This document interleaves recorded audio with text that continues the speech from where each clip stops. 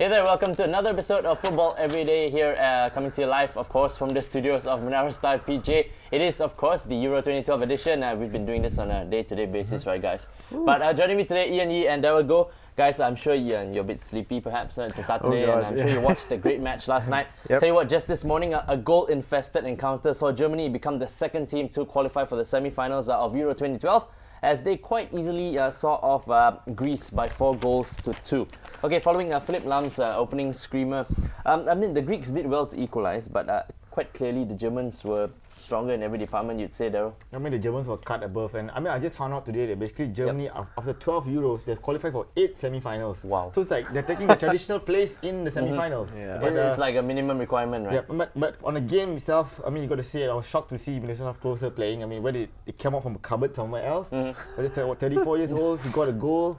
I mean, Germany made some changes. I mean, it was just a fantastic. But they're funny you should mention closer because I mean that shows that clearly reflects the kind of strength in depth that the Germans have, right?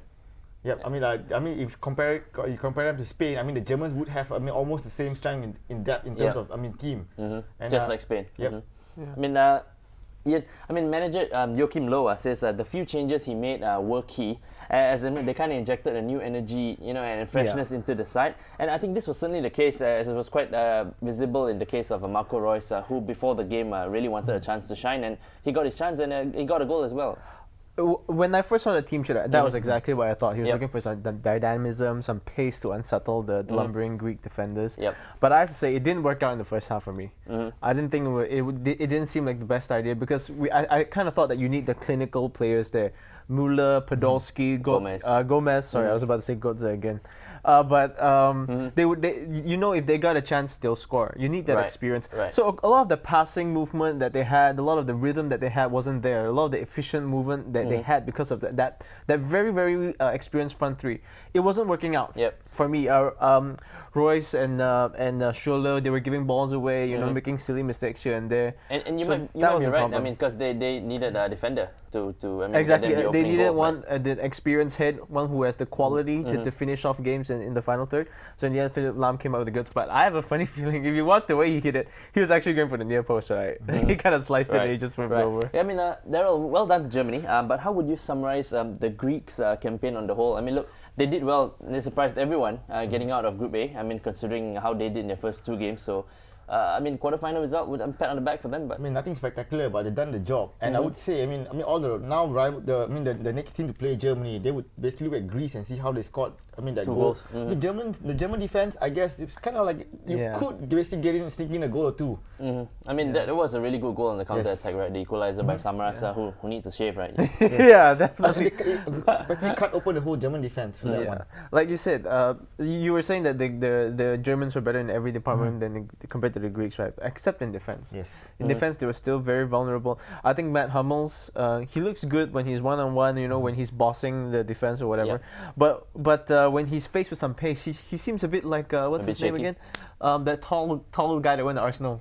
Per Mertesacker. Yeah, Mertesacker. He looks a bit like Mertesacker. 1 speed, 1 gear. He never gets into second gear. He can't. He doesn't have a second gear. I mean, speaking of the Greek scene, I mean, a few of their key players are, as we know, getting on a real bit now. Yeah. So, I mean, you think they have some rebuilding to do after this? Wow. I mean, look, these are former Euro winners. They have to rebuild the whole country. They have quite a bit of rebuilding to do. Yeah, I think they have bigger issues on their hands right now. I mean, but Daryl, your thoughts on Fernando Santos, who has come in and taken over from Euro-winning coach Otto Rehhagel. I mean, I know none of us are really too impressed by the Greeks, but I mean, they're always seen as a boring side. But I would say, this Greek team, I prefer this Greek team to the one that actually won Euro. Yeah.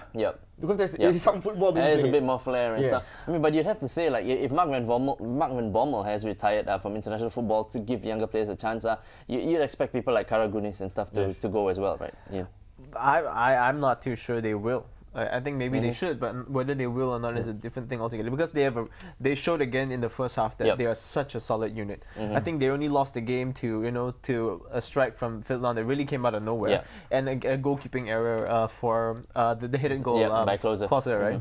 So it was lost on these small errors here and there, and against a very good German side. But for the good part of that first half, they were very solid. They defended very well as a unit, very impressive, and that counter-attack showed what they're capable of. And it was alright to go into the break, only a goal down. Right? Yeah, exactly. So no major rebuilding needed, I think. They just need to add a bit more youth to do that counter-attacking thing a bit more. But as a unit, the core of the team, the spine of that team, it looked fantastic. They were so solid defensively. Great defensive team. But the thing is, I can't even remember who was the last team to score 4 goals against Greece. That's This is Greece, you know what I mean? Yeah, it was an off day. Right. It was an off day. For All right, so hang on to your thoughts as we'll be right back with more chat and banter as well as a look at tonight's mouth-watering matchup between Spain and France. So we'll see you real soon on Football Every Day.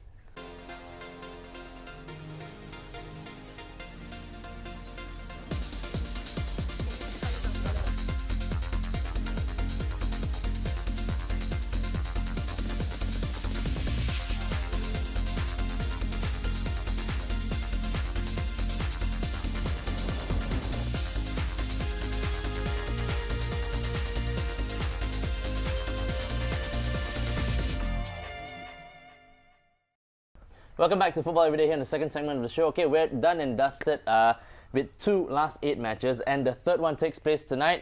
Tomorrow morning, where Spain, world champion Spain, come up against old rivals France. All right, guys. Iker Casillas, believes the Spanish are stronger in the striking department. So, would you agree with this, especially with Karim Benzema not firing on all cylinders at the moment, Ian?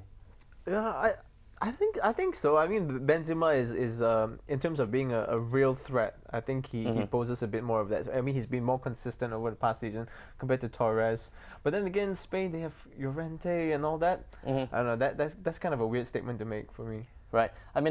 If France are to create an upset, Daryl, they will certainly need goals, right? And I mean, look, if the Spanish have obviously earmarked Frank Ribery and Benzema as the 2 players they need to put the shackles on. So, I mean, your thoughts on this and Casillas' comments? I mean, Laurent Blanc has been saying basically, even if they play ugly, they will go ahead against with this kind of team tactics against Spain. And then we have Patrice Evra during the England game criticizing such tactics. Right. So I would like to see tonight. Let's see what is the French team going to do. Is it going to be bangs or 4? Or Right. I mean, I would say I think the French really have to basically take a step back because this is the Spanish side that is going to have possession. Yep. Totally, strength in depth. Right. I mean, so if Benzema isn't all that hot at the moment, as you can see in our special street edition, Jeremy Menez is been earmarked, has been tipped to start. So your thoughts on the player? I mean, he scored a good goal against Ukraine, Daryl. Yeah, I mean, Menez is basically one of the stars for the French team in this game. But I mean, if you look at the lineup, I mean, the man for man, I would seriously say Spain basically shades each player from France easily. Really? I mean, but I tell you what, Ian, Who's your style? I mean, but we've been talking about strength and depth. If you're talking about the Germans and the Spanish, I tell you what, the French do have a really young squad as well, right? You have players like Menez, Marvin Martin from Sochaux, Matthew Valbuena. I think they're all in the squad, and I'm sure they want a chance as well. Well, but for a match like this, squad doesn't come for anything. It's your first 11 that you need to be firing on all cylinders. Obviously, you also have Olivier Giroud to come in as well. With Arsenal has said that they have more or less done the deal. So that he's a really good player. Big presence up front. Maybe it could be a wise choice to go for him instead to unsettle the Spanish backline. You know, which is a huge physical guy. Yeah, but that for me is where the battle is already lost. In midfield, there's no point worrying about being too pretty, going out and trying to match the Spanish like for like. To try to beat them at their own game is suicide. If you're gonna go up and open yourself and try to play tiki-taka football with them, you're gonna get killed. So they should, dump 2 defensive midfielders in there. And plonk Giroud up front and hope something sticks when you fire it up front. Right. I mean, when they found out it was Laurent Blanc's man that they were going to be facing, Vicente Del Bosque actually said that he relished this French test. So do you think this might come back to haunt Del Bosque, Daryl, who has just signed a new 2-year extension? You look at history here. I mean, in a competitive fixture, France has not lost to Spain at all. So I mean, it could be a first today, but I would say it will be a semi-final, and this young French team is playing one of their biggest games. Because France has been really horrible in the past tournaments. So I mean, we're looking at it's just on the balance, I still think Spain It's still going has to be the Spain, edge. even if it's by a goal. Yeah. Right. But Ian, you're talking about France. Their 23-match unbeaten run came to a halt against Sweden. As we know. Do you think that this might be the start of them falling apart, or can they bounce back and stop it again and go on another run by starting with a victory over Spain, an upset over Spain perhaps? I think Blanc has settled the squad sufficiently enough to not allow them to be unsettled by that kind of thing. Just one defeat is not going to screw things up this time around. We know that the French are capable of letting that happen in the past, but I don't think so. Not under Blanc's watch. But this defeat shouldn't make any difference as well. It's expected. A lot of people don't expect France to get past Spain, so I don't see it having any long-term ramifications. Right. Okay. Give me a score prediction, Daryl. Well, I would say would definitely say it's a 1-0 to Spain. Or it could be a penalty shootout actually. Yeah. I think. But the French would take penalties, right? Would take their chances on penalties. Yeah, they would.